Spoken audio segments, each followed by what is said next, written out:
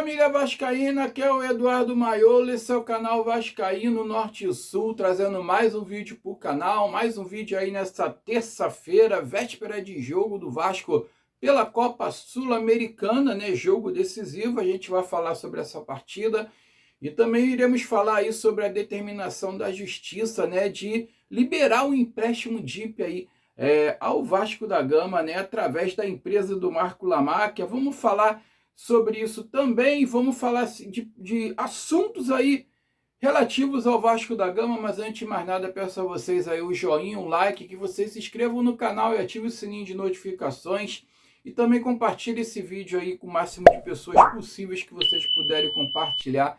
Serei muito grato a vocês pela força, pela moral, dá essa moral aí, gente, que eu estou precisando muito. Deixa o like principalmente para que esse vídeo possa chegar a mais pessoas aí no YouTube. Pessoal, olha só, vamos começar por esse assunto aqui, né? Sobre o tal do empréstimo DIP, né? O empréstimo DIP que o Vasco está pedindo aí de 40 milhões para manter aí as suas contas em dias, para manter aí suas obrigações em dia, e ele já tinha sido aí, já tinha tido o aval favorável aí do Ministério Público, do Watchdog lá, né? O cara lá que está fiscalizando ali todas as movimentações ali fiscais do Vasco da Gama, né, pela Justiça, né, e também outros órgãos ali, né, judiciários ali que estão participando, e agora e só faltava a juíza da quarta vara, a doutora Simone Chevrandi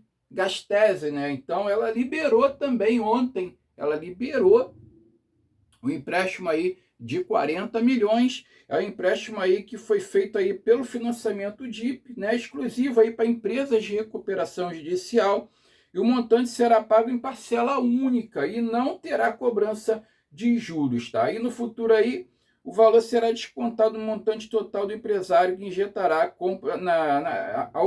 para comprar a SAF do clube, tá? Segundo a diretoria do Vasco, o dinheiro é urgente, será usado para honrar salários, cobrir despesas do dia a dia e manter os pagamentos em recuperação judicial. Tá? Um detalhe aí desse empréstimo DIP, ao contrário do que muita gente está achando por aí ou está imaginando, tá? Esse empréstimo DIP aí de 40 milhões não é para ser utilizado em contratações, tá, gente? É um empréstimo para pagar salário, é um empréstimo para pagar ali fornecedores, é um empréstimo ali para pagar compromissos ali do Vasco da Gama, para dar aquele fôlego, aquele fôlego extra, né, que o Vasco está pensando. E o judiciário, dessa forma, entendeu que era importante, que uma empresa como o Vasco, que está em recuperação judicial, esse empréstimo aí seria importante para manter o funcionamento da instituição de maneira saudável e de maneira salutar, tá? Só que é o seguinte, a assinatura do memorando de entendimento, o MOU, deve ser anunciado oficialmente nessa semana, possibilitando aí o Vasco investir mais em reforços. Aí sim a gente pode ver, né, o Vasco investir em reforços aí de mais nome, de mais peso, né? Assim, não assim uma coisa mirabolante, um reforço ali de peso ali que vai chegar, que vai causar impacto, não, mas reforços ali que possam vir a ser titular no time do Vasco da Gama, né?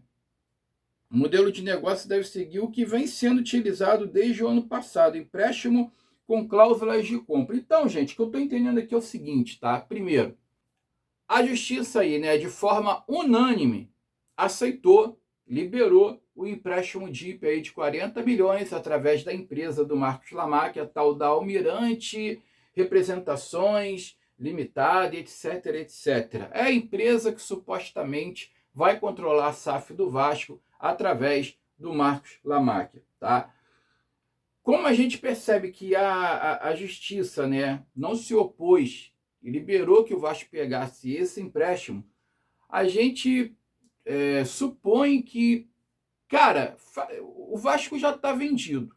O Vasco já está vendido e a justiça não vai se opor, uma vez que está uma ação na arbitragem lá na Getúlio Vargas e etc, etc, que ainda vai ser decidida lá por 3 desembargadores que vão votar e coisa e tal, tá? Por mais que a 777 se oponha à venda do Vasco aí para o Marco Lamáquia, eu acho que a justiça vai acabar dando ganho de causa para o Vasco poder vender aí a Vasco SAF para o empresário Marcos Lamáquia. Então, eu vejo aí que a justiça está favorável, uma vez aí que ela liberou esse empréstimo, ela não está se opondo a nada. Tudo que o Vasco está pedindo, tem pedido na justiça, a justiça tem liberado, tá? Uma vez que a diretoria do Vasco ali, o Conselho Fiscal Vascaíno, está sob supervisão judicial e eles estão vendo ali que as coisas estão acontecendo de maneira transparente, que senão já tinha dado alguma coisa, eles já tinham falado alguma coisa e tudo caminha aí para que essa venda aconteça. Claro que não vai ser agora, claro que vai ter trâmites ali burocráticos ali, existe a assinatura do MOU, existe a votação do conselho, existe a votação dos sócios, existe também a auditoria que terá que ser feita aí pela própria empresa do Marcos Lamáquia para ver se está tudo em ordem lá dentro do Vasco da Gama, tá? Até chegar ali na arbitragem ali, para a arbitragem definir ali a venda do Vasco ou não, entendeu? Mas parece que não vai ter problema, não terão problemas, cara. E, porra, é um dinheiro que vai ser diluído ali nas ações, vai ser diluído ali nos aportes que entrarão no clube após o Marco Lamáquia comprar a SAF do Vasco, tá? E parece assim, que depois da assinatura do MOU, a gente também percebe o seguinte, o Vasco vai adotar essa postura de contratação, como está fazendo aí com o Nelson de Ossa, que porra, que não ata nem desata, está sempre ali em trâmites finais, está sempre ali em troca de documentos, está sempre ali, só que nunca, né, o sinal verde do Real Betis nunca acontece. É impressionante, o cara está lá jogando, o cara está se apresentando, está treinando pelo Real Betis, está sendo relacionado para jogos, mas nunca é liberado para vir para cá, né? Enfim, parece uma novela. Mas o Vasco, as próximas contratações aí dessa janela, a janela que abre hoje oficialmente, né? A janela de meio de ano abre hoje. Acho que, se eu não me engano, vai até o dia 16 de setembro, se não me falha a memória, o 20 de setembro, né? E o Vasco, a partir da assinatura do memorando de entendimento, vai passar a atacar a janela de transferência mais agressivamente, né? Vai ser mais agressivo na janela aí desse meio do ano, com esse modelo de empréstimo com obrigação de compra ou empréstimo com opção de compra, podendo virar obrigação de compra, né? Para jogar para jogar lá a fatura para 2027, para quando o Marco Lamáquia entrar e assumir a SAF do Vasco, ele pagar, né, esses jogadores que poderão chegar com essa obrigação de compra. Então tá parecendo, cara, que o Vasco já está vendido praticamente, que a justiça não vai se opor e que a justiça parece que está percebendo que é o que tem que acontecer para o Vasco da Gama nesse exato momento, tá? Que a situação que o Vasco se encontra parece que não tem outro caminho para o Vasco seguir. Então acho que a justiça aí deve colaborar nesse sentido, tá, gente? Falar em justiça, né? Eu estou aqui com uma matéria que fala sobre o possível erro material que o Vasco está entrando aí em decisão para pedir esclarecimento sobre limite para negociação de atletas. Eu vou ler a matéria aqui na íntegra para vocês para depois explicar. Tá? O Vasco aponta possível erro material em decisão e pede esclarecimento sobre limite para negociações de atletas. Olha, o Clube de Regatas Vasco da Gama protocolou nesta segunda-feira, ontem, né, embargo de declaração na 4ª Vara Empresarial do Rio de Janeiro para pedir esclarecimento sobre um trecho da decisão que determinou o controle prévio de determinadas negociações de atletas no âmbito da recuperação inicial.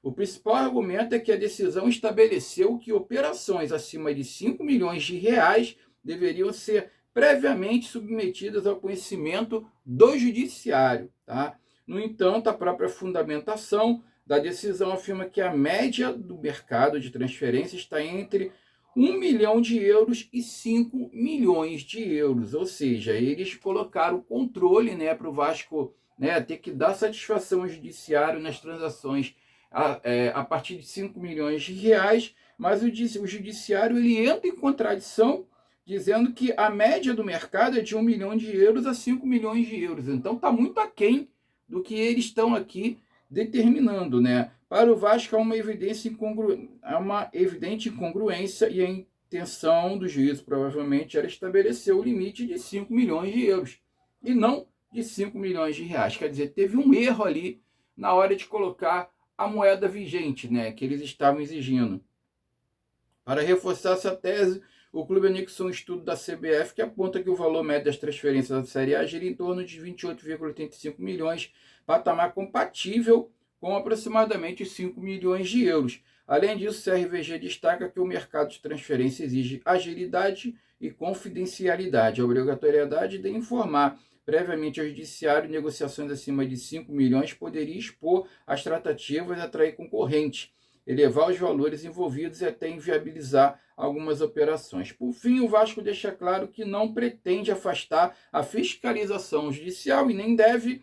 A proposta é que o acompanhamento seja realizado inicialmente pela Watchdog e pela administração judicial, preservando o sigilo e a rapidez das negociações com posterior comunicação ao juízo quanto necessário, tá?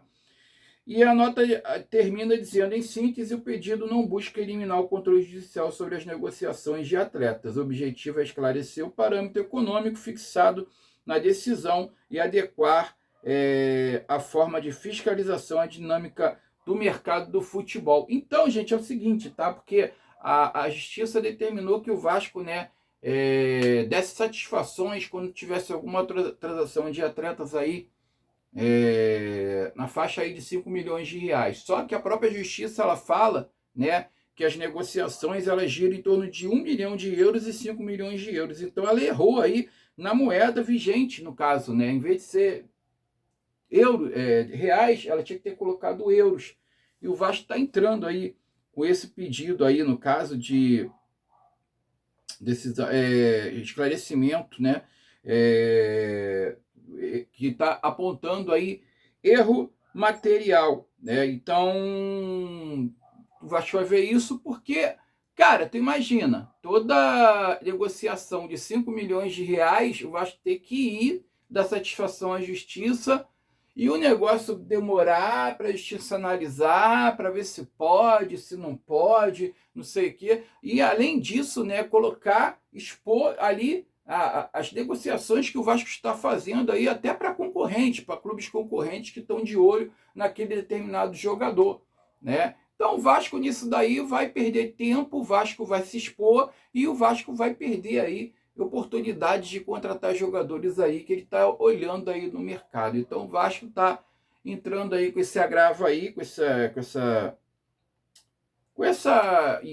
imposição, né, com essa, eu não sei o nome que se dá direito, enfim, mas vamos ver o que vai acontecer. De uma maneira ou outra, né, isso aí trava o Vasco de uma maneira aí muito complicada, né, para o Vasco agir, né, na janela de transferência. Agora a gente vai falar do jogo de amanhã, né, cara? O Vasco enfrenta aí o o Independente Medellín da Colômbia, às 19 horas, pelos playoffs aí, para ver quem vai passar para oitavas de final aí da Copa Sul-Americana. E ao contrário do que todo mundo falou, o Vasco vai com força máxima para a partida de amanhã. Não tem essa de preservar jogador. O único que foi poupado foi o Alan Saldívia, tá? O Alan Saldívia que apresentou problemas no tornozelo na partida contra o Vitória, já não tinha sido relacionado e mais uma vez não foi relacionado, não viajou para Medellín. O Vasco viajou para a Colômbia ontem, já está lá, né? Vai fazer o último treinamento hoje aí, na sede desportiva do Guarani, no CT lá do Atlético Nacional, supostamente, né? O ex-time aí do Marino Inestrosa, né? O Marino Inestrosa que pediu para ser emprestado lá, se eu não me engano, foi para América de Cali, ou alguma coisa do tipo, não me lembro. O Vasco falou que não vai emprestar o jogador, diz que conta com o jogador para a temporada e coisa e tal, mas enfim, mas o Marino Inestrosa, ele não engrena nunca, né, cara? Porra, será o segundo Matheus França? Só que, pior ainda, o Vasco adquiriu todos os direitos federativos do jogador, né? Então o Vasco vai treinar lá no CT lá do Atlético Nacional, ex-clube lá do Marino Inestrosa, para poder fazer a partida, né, amanhã contra o Independente Medellín. Relacionados para a partida, né? Olha aqui, ó, Léo Jardim, Fusato, goleiro Pablo também, zagueiro Lucas Freitas, Cuesta, Robert Renan, Wallace Falcão, laterais Paulo Henrique, Puma, Cuiabano, Lucas Piton e Paulinho, meia Jair, JP, Tietê, Ramon Rique, Thiago Mendes, Barros e Rojas, os atacantes Marino, Nuno Moreira, David, Brenner, Spinelli, Adson, Andrés Gomes e João Vitor. Quem é esse atacante aqui, João Vitor? Bom, não sei, enfim, né? Então, Vasco completo, Vasco com força máxima para a partida em Medellín, né? E os ingressos para a partida da volta aqui no Rio de Janeiro, que será no dia 21/7, então já começaram a ser vendidos meio-dia de hoje, tá? Partida de volta, os ingressos já estão sendo vendidos, começaram às 12 horas, né? Ao meio-dia de hoje, e o sócio gigante terá acesso antecipado no resgate de ingressos a partir das 10 horas, tá, gente? E vai começar a venda de ingressos também para Vasco Fluminense, primeiro jogo das oitavas da Copa do Brasil. Vai começar amanhã, quarta-feira, né? E o sócio gigante, né? O cupom Paixão Crônica até 1/8 e vai garantir 25% também de desconto e mais 2 meses grátis no plano de sócio gigante. A venda de ingressos para as oitavas de final da Copa do Brasil começa no dia 22/7, então vai começar amanhã. Você que quer ir a partida aí contra o Fluminense, você também pode comprar os ingressos amanhã, vai começar a ser vendido amanhã. Um detalhe da partida de amanhã, gente, contra o Independente Medellín, é que o Independente Medellín vai ser obrigado a jogar com portões fechados, né? Devido àquela confusão que teve pela Libertadores, porque o Independente Medellín, ele tá vindo da Libertadores como eliminado da Libertadores, ele entra aí para a fase aí eliminatória, né, para disputar os playoffs, né, da Sul-Americana com o Vasco da Gama, e teve aquele incidente lá contra o Urubu, né, que a torcida do Independente Medellín protestou, tacou um monte de bomba, sempre o telefone da minha mãe tocando essa hora, tacou um monte de bomba pro gramado, etc, etc, etc, e o Independente Medellín está sofrendo essa punição na partida, já começa na partida de amanhã, sem público. Então isso aí, né, é um fator aí importante e muito favorável ao Vasco da Gama, que não vai ter aquela pressão da torcida. Vamos ver como é que o Vasco vai se portar amanhã nessa partida, tá, pessoal? Olha, falar agora aqui de interesse aqui de clubes aí em jogadores do Vasco, tá? Parece que tem um trio aí da Europa aí interessado aí no lateral esquerdo cuiabano. Se trata aí do Torino da Itália, do Rennes da França e do Strasbourg também da França, que entraram em contato com o clube inglês e com o staff do atleta. Lembrando que o cuiabano ele está emprestado ao Vasco até o final do ano. É um empréstimo com opção de compra, né? E ele está avaliado no valor de 10 milhões de euros, se eu não me engano, 10 milhões, cerca aí de 58 milhões de reais a 60 milhões de reais. O Vasco, se quiser ficar com o cuiabano, cara, até o final do ano ele vai ter que demonstrar ali o interesse, vai ter que mostrar as garantias ali de compra ali para adquirir o lateral esquerdo, e já tem clubes na Europa aí de olho no lateral esquerdo. Se o Vasco piscar, o cuiabano vai embora, vai ficar só até o final do ano e depois vai embora do Vasco da Gama. Eu, sinceramente, vou falar para vocês, cara, será que vale a pena realmente 10 milhões de euros no cuiabano? Ele até, porra, ele não começou muito bem, depois ele engrenou, depois ele até fez umas boas partidas, agora aí teve a parada da Copa, pelo menos contra o Vitória ali, não achei que ele jogou muita coisa, e ele já tinha caído um pouco de produção, antes mesmo da parada da Copa, ele já não vinha muito bem também, né? Então, pelo menos melhor do que o Lucas Piton ele é, tá? Então, o caso aqui é o Vasco ter um lateral esquerdo mais eficiente do que o Lucas Piton, e não necessariamente o cuiabano, tá? É minha humilde opinião. E outro que está sendo visado aí é o Cauã Barros, tá? Diz que teve um clube que fez uma proposta, mas não foi revelado que clube foi esse, né? Uma nota aqui do... Atenção, vascaínos, pessoal. Então, tem gente aí também de olho, tá? Em cima do nosso meio-campo aí, do Cauã Barros. E a Nike planeja aí retornar a tradicional faixa nas costas a partir de 2028, tá? Atualmente, os uniformes são produzidos com o padrão global da marca. Em 2027, a base deve ser mantida por conta da Copa do Mundo Feminina. Eu não sei no que isso implica, né, cara? Mas enfim, tá?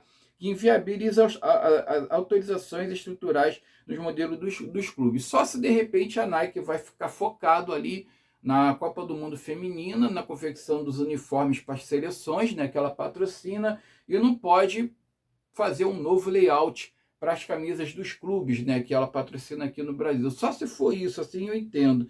E diz que a expectativa aí é que o novo padrão seja adotado em 2028, abrindo espaço para o retorno da faixa nas costas. O que eu acho que a Nike, cara, já devia, porra, ter entrado no Vasco dessa maneira, né, cara? E não da maneira que entrou, com essa faixa só aqui na frente. Eu sempre fui a favor na faixa das costas, dar, porra, um outro visual para o uniforme vascaíno, e eu não fui muito a favor dessa camisa só com a faixa na frente, não. Que volte logo, né, essa faixa diagonal nas costas, que é uma marca, é uma identidade do Vasco da Gama. Pessoal, desejar a vocês aí uma terça-feira abençoada. Amanhã tem estresse, amanhã tem Vasco novamente. Fiquem com Deus, saudações vascaínas, e eu fui.